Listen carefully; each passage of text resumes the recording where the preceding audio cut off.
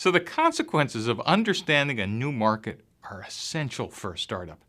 This was a startup killer for decades. In a new market, there are no customers, so revenues might extend out for years.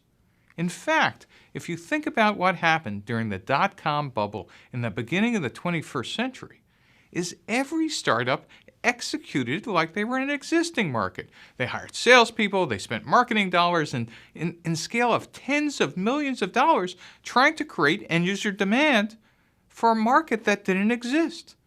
Just imagine what would have happened if those startups would have parked their capital in a bank, getting interest, and doing guerrilla activities to help start the market. Because the market wasn't there. There is no way any individual startup can accelerate technology diffusion.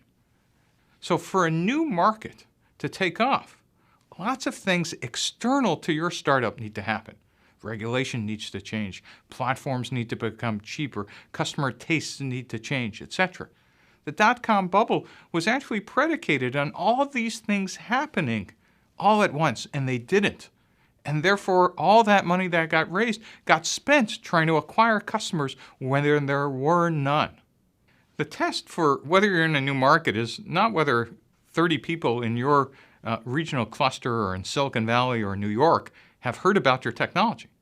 The real test is whether your grandmother in Omaha or Berlin or in Uganda actually have heard about the technology or the product or the market.